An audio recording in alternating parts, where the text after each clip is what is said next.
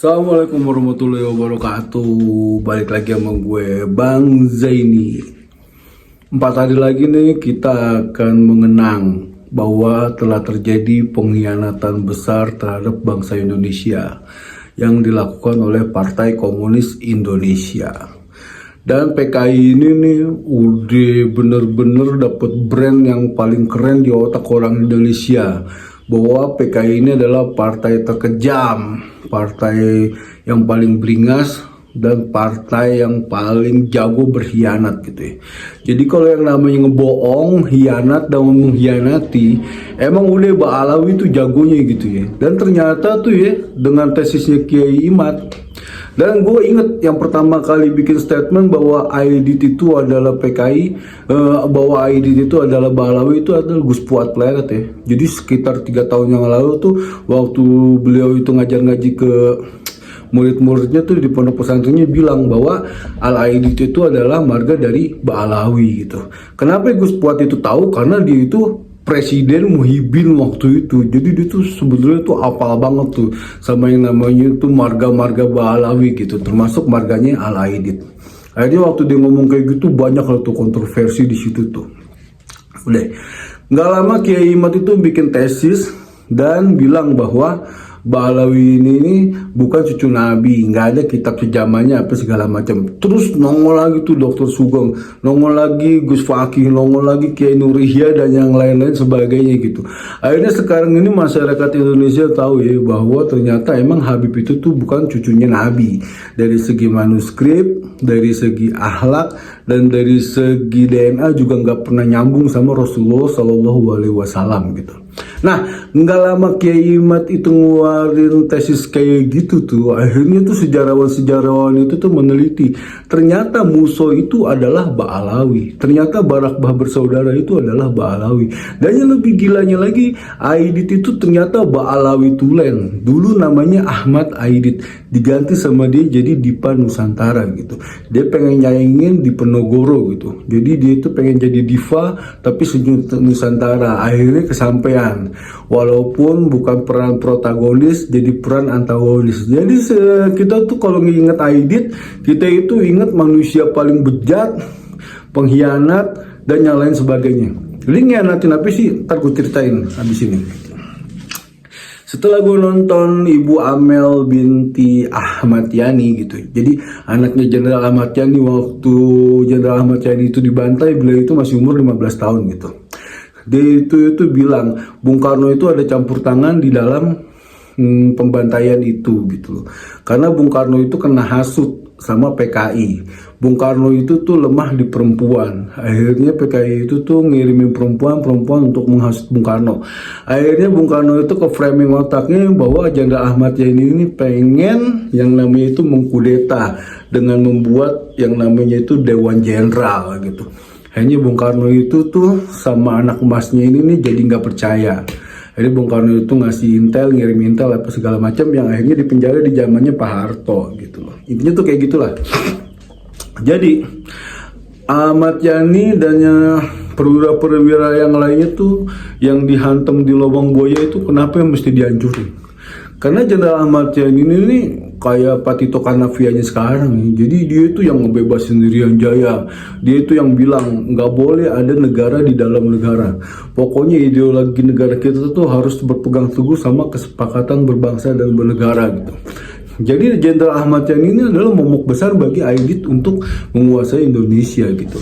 Jadi Aidit itu menguasai Bung Karno, akhirnya Bung Karno itu pengen ganyang Malaysia. Jadi pas tanggal 5 Oktober itu tuh, kenapa kejadian tanggal 1 Oktober? Karena tanggal 5 Oktober itu tuh Indonesia tuh bakal nyerang yang namanya Malaysia. Yang itu waktu itu namanya tuh Ganyang Malaysia. Jadi semua tentara Indonesia tuh ada di Kalimantan Utara semua.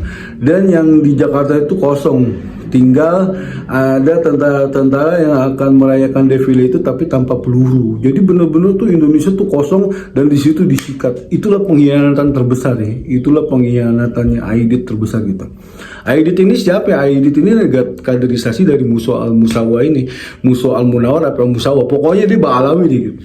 Jadi Dengan tesis Kiai Imad ini kita bisa tahu, oh ternyata nih PKI ini adalah Ba'alawi juga. Nah sekarang tuh pola-polanya tuh sama. Jadi tuh yang namanya itu tuh Ba'alawi tuh memframing akan ada imam besar yang namanya Habib Unyil ini gitu. Jadi Habib Unyil itu di tahun awal-awal 2000-an tuh namanya serem banget, pengikutnya gila banget ya. Pokoknya nggak boleh tuh ada orang tuh ngomong ke dia tuh sembarangan gitu ya. Pokoknya tuh dia tuh bener-bener ya mesti dihormati.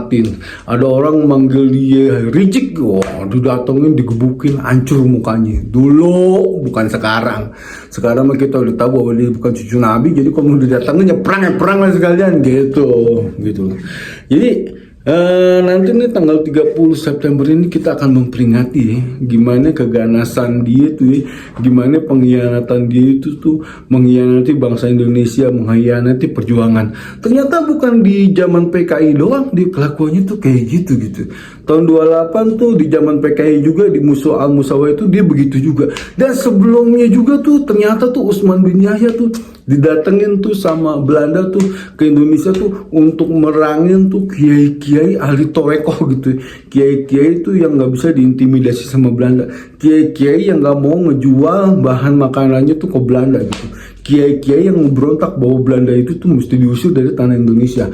Akhirnya Utsman bin Yahya itu ngaku-ngaku sebagai cucu Nabi, bikin fatwa bahwa kiai-kiai toreko ini adalah kiai-kiai sesat. Akhirnya apa? Kiai-kiai itu dibantai sama Belanda. Itu yang namanya tuh digeger Cilegon itu ya, kalau nggak salah gitu. Nah, gue nggak capek-capek ya bikin ini kayak begini ya, biar orang-orang Indonesia tuh tahu, biar orang-orang Indonesia tuh sadar gitu.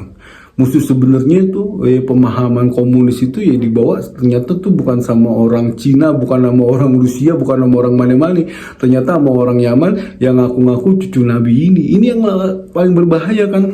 Dan emang dia itu tuh udah bukan ngerendahin Rasulullah doang, ngerendahin Allah beneran gitu. Jadi kalau misalnya dia cerita Manrobuka Abdullah Al-Haddad, ini Abdullah Al-Haddad, semua Abdullah, Tuhan aja sama dia digituin gitu. Jadi bener-bener tuh gerakan gaya-gaya komunis, gaya-gaya Yahudi tuh emang kental banget tuh di dia gitu. Nah yang gue bingung nih, kenapa ya gitu ya, banyak kiai-kiai itu yang pinter apa segala macam tuh masih ngedukung dia gitu. Bahkan Ustadz Abu Somad tuh ya, yang dokter dan umatnya begitu banyak, begitu bejibun, ngomong begitu gitu. Kalau nggak percaya sama Habib berarti nggak percaya sama Islam. Justru Habib ini yang merusak agama Islam gitu. Justru Habib ini tuh yang merusak nilai-nilai Islam gitu. Justru Habib ini tuh yang ngajarin intoleran sama orang-orang di luar Islam gitu. Banyak kan kejadian tuh kayak mama di Bekasi tuh kemarin tuh ngusir orang lagi ibadah kan. Akhirnya tuh di Instagram dia minta maaf. Banyak orang Islam juga yang pinter-pinter. Harusnya ibu jangan minta maaf sama agama lain. Ibu tuh harus minta maafnya tuh sama agama Muslim, sama agama Islam, sama agama gue. Gara-gara kelakuan lu gue tuh jadi malu sama agama lain, gila. Itu bener-bener tuh ya. Jadi mudah-mudahan nih dengan kejadian kayak gini nih, dengan kita ingat terus adanya G30 SPKI, gue, anak-anak gue, cucu gue, dan yang lain-lain tuh kedepannya tuh lebih waspada gitu. Dan mudah-mudahan presidennya akan datang tuh bikin rumah sakit gede banget khusus buat tes DNA. Jadi semua orang Indonesia itu dites DNA-nya. Misalnya flu grup G, ya udah lu nggak boleh berpolitik, lu dagang aja, lu ini aja apa segala macam. Karena kalau dia berpolitik bahaya gitu. Beberapa kali dia kan membahayakan itu. Yang ngebahayain itu tuh ngebahayain pribumi sama pribumi ribut, pribumi sama pribumi berantem. Dia mah ngumpet di kolong rok bininya, kata Kiai Imaduddin Utsman Al-Bantani. Jadi gitu ya dari gue Bang Jaini. Assalamualaikum warahmatullahi wabarakatuh.